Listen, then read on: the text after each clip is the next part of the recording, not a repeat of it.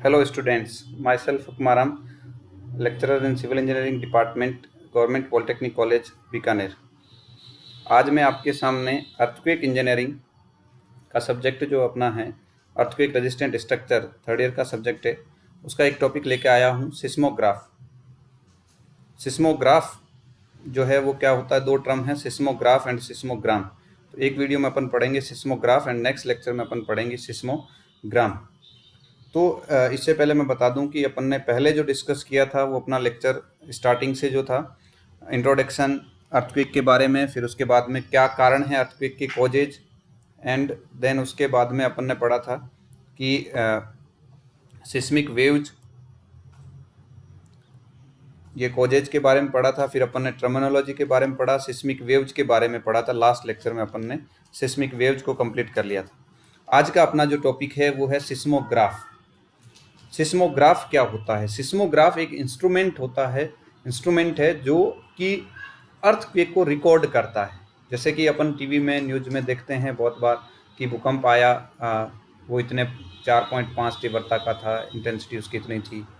तो वो कहाँ से पता चलता है? उसको रिकॉर्ड किया जाता है, अर्थक्वेक को रिकॉर्ड किया जाता है, और वो जो रिकॉर्ड करने वाला जो इंस्ट्रूमेंट है उसे बोलते हैं सिस्मोग्राफ। तो यहाँ मैंने लिखा है shaking of ground on the earth surface is caused by seismic waves. यानी जो अर्थ की सरफेस है, यानी जो सतह है, जो पृथ्वी की, जिसके ऊपर अपन रहते हैं, अपने घर बने हुए हैं, वो जब शेक करती है, जब कंपन करती है, वाइब्रेट करती है, तो वो किसके कारण करती है? भूकंपीय तरंगों के कारण करती है। ये अपन ने सिस्मिक वेव्स में भी पढ़ा था। अब इन जो शेकिंग जो है, ये जो शेकिंग हो रही है, जो कंपन हो रहा है, वाइब्रेशंस हो रहा है, इसको रिकॉर्ड करने वाला इंस्ट्रूमेंट ही कहलाता है seismograph.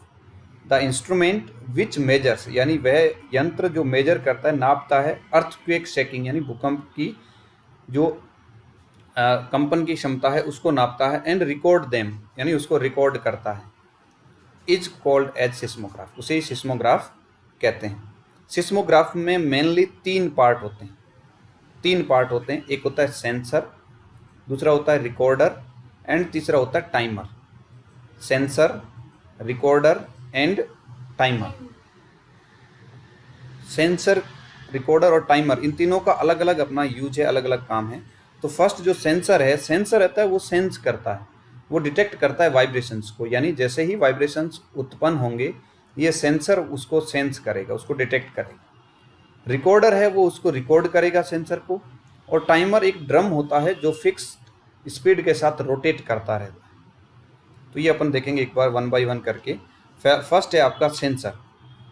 The sensor is used to sense और डिटेक्ट वाइब्रेशंस। यानी सेंसर जो है वो वाइब्रेशंस को सेंस करने के लिए, उसको डिटेक्ट करने के लिए, उसको पकड़ने के लिए काम में आता है।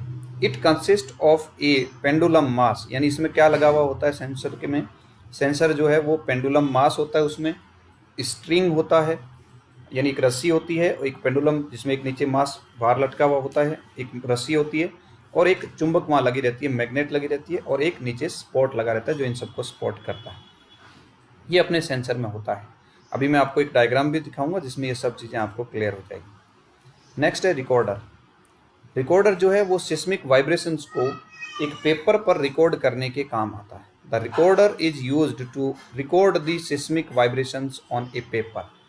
रिकॉर्डर जो है सिस्मिक वाइब्रेशंस को, यानी भूकंप के कारण जो कंपन उत्पन्न हो रहा है, उसको एक पेपर पर, एक क्राफ्ट पेपर टाइप का पेपर होता है, उसके ऊपर रिकॉर्ड करने के काम आता है रिकॉर्डर। इट कंसिस्ट ऑफ ए, यानी इसमें क्या चीज़ होती है? इसमें एक ड्रम होता है, एक पेन होता है, और एक चार्ट पेपर होता है। Drum, pen and chart paper.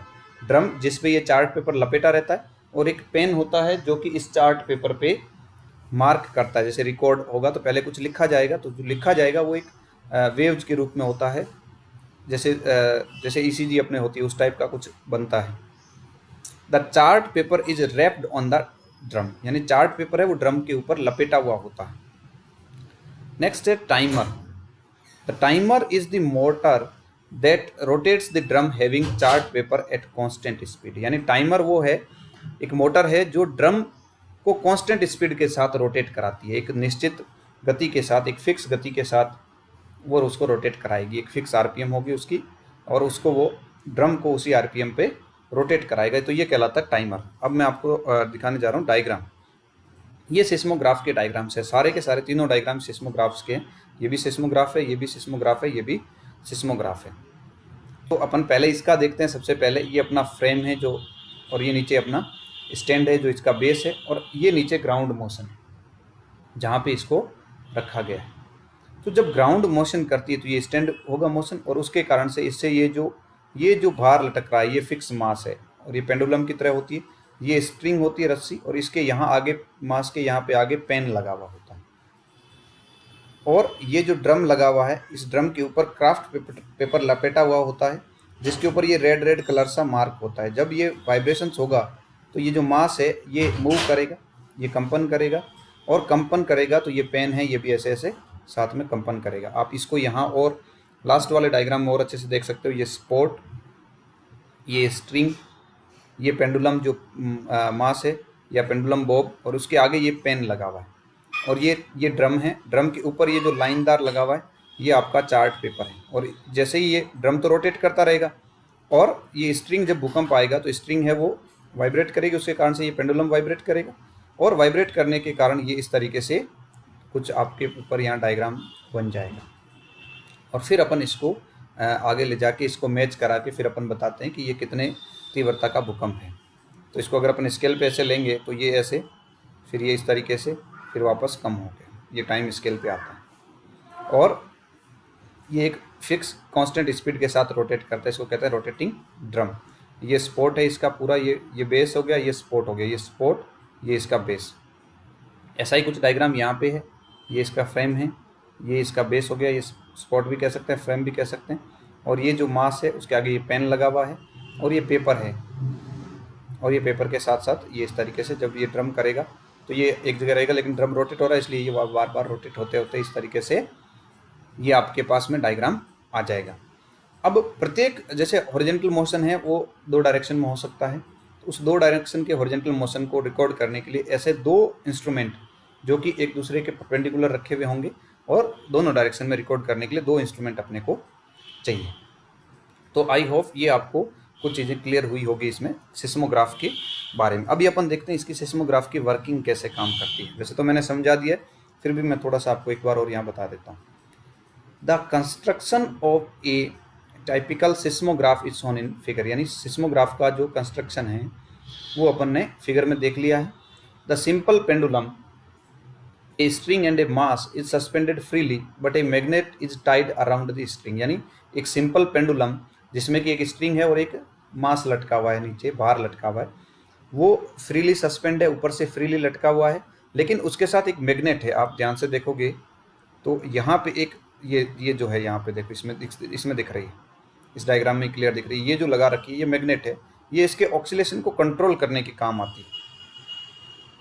Magnet है वो क्या करती है, टू कंट्रोल और reduce the amplitude of oscillation, यानी ऑक्सीलेशन जो होता है, जो अनुनाद गति होती है, उसके जो एम्पलीट्यूड है उसको कंट्रोल करने के काम में आता है ये मैग्नेट।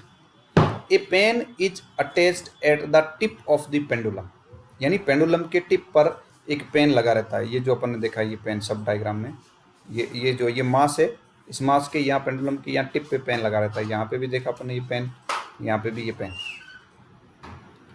अब ये पेन का क्या काम है, पेन मार्क करेगा which marks the movement or oscillation on the pendulum on the chart paper wrapped around the rotating drum, यानी रोटेटिंग ड्रम पे जो लपेटा हुआ चार्ट है उस चार्ट पे ये उस ऑक्सीलेशन को मार्क करता है। इस तरीके से मार्किंग थी, ये अपन ने मार्किंग देखी, ये वाला ये जो डायग्राम बना हुआ है ऐसे तिरछी ये लाइन है वेव्स टाइप में, ये मार्किंग करता है, ये पेन मार्किंग करता है। whenever there is earthquake the vibrations are produced and the pendulum vibrates simultaneously, thus recording these vibration on the paper with the pen, यानी जब भी अर्थक्वेक आएगा वाइब्रेशंस उत्पन्न होंगे, और वो वाइब्रेशन उत्पन्न होने के कारण पेंडुलम जो है वो वाइब्रेट करेगा, वो कंपन करेगा, और उस कारण से ये वाइब्रेशंस पेपर पे अपन पेन की सहायता से रिकॉर्ड करते हैं। Since the earthquake motion is 2 dimensional, क्योंकि अर्थक्वेक मोशन 2 डायमेंशनल है, one such instrument is required in each perpendicular direction to record both the components of motion, यानी जैसे मैंने पहले भी बताया, दो मोशन में होगा, दो डायरेक्शन में होगा, तो दोनों डायरेक्शन में मोशन को क्राफ्ट पेपर पे, चार्ट पेपर पे रिकॉर्ड करने के लिए इस तरीके के अपने को दो इंस्ट्रूमेंट की आवश्यकता पड़ती है, दोनों परपेंडिकुलर डायरेक्शन में। जब दो इंस्ट्रूमेंट अपन लगा देंगे तो उस कारण से फिर अपन होने वाले मोशन को दोनों डायरेक्शन में रिकॉर्ड कर सकते हैं। नेक्स्ट है the seismographs can record only mild and weak vibrations, यानी सिस्मोग्राफ्स जो है वो केवल मध्य या कमजोर वाइब्रेशंस वाले जो भूकंप है उनको ही रिकॉर्ड कर सकता है, which are not of high intensity, यानी जिसकी इंटेंसिटी ज़्यादा नहीं। अगर ज़्यादा इंटेंसिटी है तो उसको फिर ये रिकॉर्ड सिस्मोग्राफ अपना रिकॉर्ड नहीं कर सकता। ये मीडियम या लो जो वाइब्रेशंस है या जो लो इंटेंसिटी के अर्थक्वेक है, सिर्फ उन्हीं को रिकॉर्ड कर सकता है। द स्ट्रॉन्ग मोशन और हाई इंटेंसिटी वाइब्रेशंस, यानी जब स्ट्रॉन्ग मोशन होगा, बहुत ज़्यादा तीव्रता का भूकंप आएगा, तो उसको जो रिकॉर्ड करते हैं उसके लिए एक स्पेशल इंस्ट्रूमेंट की आवश्यकता होती है, जिसे अपन कहते हैं एक्सेलेरोग्राफ्स। एक्सेलेरोग्राफ्स ये था सिस्मोग्राफ। और जो हाई इंटेंसिटी का या अपन कहते हैं स्ट्रॉन्ग मोशन है, बहुत ज़्यादा तीव्रता का भूकंप है, उसको रिकॉर्ड करने के लिए एक्सेलेरोग्राफ्स का यूज किया जाता है, जो कि एक स्पेशल इंस्ट्रूमेंट होता है। नेक्स्ट है अपना point, some instruments do not have a timer device, यानी कई इंस्ट्रूमेंट में अपने पास टाइमर डिवाइस नहीं होती। मतलब जो अपने ड्रम है उस ड्रम को रोटेट कराने के लिए मोटर नहीं लगी हुई, यानी वो ड्रम फिक्स रहेगा, रोटेट नहीं होगा। Such instruments provide only maximum extent of motion during the earthquake, ऐसे जो इंस्ट्रूमेंट है वो केवल अपने को मैक्सिमम इंटेंसिटी है वही देता है। जैसे अर्थक्वेक में हो सकता है 2 सेकंड 3 सेकंड तक, कई बार 10-10 सेकंड तक भी भूकंप के झटके महसूस किए जाते हैं। तो जब जिस समय मैक्सिमम है उसी को रिकॉर्ड करेगा, क्योंकि वो ड्रम रोटेट नहीं होगा तो वो पेन अपना एक ही जगह चलता जाएगा ऐसे। तो पहले मान लो थोड़ा है तो ऐसे चला, फिर ज़्यादा हुआ तो ये पूरा लंबा चलेगा। जब पूरा लंबा चलेगा इस तरीके से, तो बहुत ज़्यादा होगा तो वो मैक्सिमम वाला रहेगा, क्योंकि ओवरलैप हो जाएगा, ओवर राइटिंग जिसको अपन कहते हैं, ओवर राइटिंग हो जाएगी, ऊपर ही लिखा जाएगा, ऊपर ही वो पेन चलता रहेगा। तो जो सबसे मैक्सिमम वाला वही होगा, उसके कम कितना आया वो अपने नहीं देख सकते। और इस टाइप के जो इंस्ट्रूमेंट होते हैं उन्हें कहते हैं सिस्मोस्कोप्स। देखो 3 चीज़ होगी, सिस्मोग्राफ, एक्सेलेरोग्राफ और सिस्मोस्कोप्स। सिस्मोग्राफ तो जो मीडियम और लो इंटेंसिटी के भूकंप को मेजर करता है, उसको रिकॉर्ड करता है, वो कहलाता है सिस्मोग्राफ। एक्सेलेरोग्राफ जो हाई इंटेंसिटी के या स्ट्रॉन्ग मोशन यानी बहुत ज़्यादा तीव्रता के भूकंप को रिकॉर्ड करता है, मेजर करता है, वो कहलाता है एक्सेलेरोग्राफ। और अगर किसी में टाइमर नहीं है, यानी एक तरह से सिस्मोग्राफ, उसमें से अगर टाइमर निकाल दिया जाए तो वो बन जाता है सिस्मोस्कोप्स, जो कि केवल मैक्सिमम इंटेंसिटी को ही मेजर करता है। नाउ ए डेज, यानी आजकल digital instruments are used which records the ground motion on the memory of inbuilt computer, यानी आजकल जो है इंस्ट्रूमेंट वो डिजिटल आने लग गए हैं, ये क्राफ्ट पेपर के बजाय डिजिटल इंस्ट्रूमेंट आते हैं और वो डायरेक्ट कंप्यूटर की इनबिल्ट मेमोरी में ही वो पेपर को रिकॉर्ड करता है, वो सेव करता रहता है। तो ये अपन ने देखा सिस्मोग्राफ, जिसमें अपन ने देखा कि सिस्मोग्राफ के 3 part, sensor, recorder and timer, किस तरीके से तीनों काम करते हैं। ये वर्किंग प्रोसेस अपन ने देखी सिस्मोग्राफ की। नेक्स्ट जो अपना आएगा उसमें अपन देखेंगे सिस्मोग्राम के बारे में, कि सिस्मोग्राम क्या होता है। ठीक है, तब तक के लिए देखते रहिए इसको। Thank you.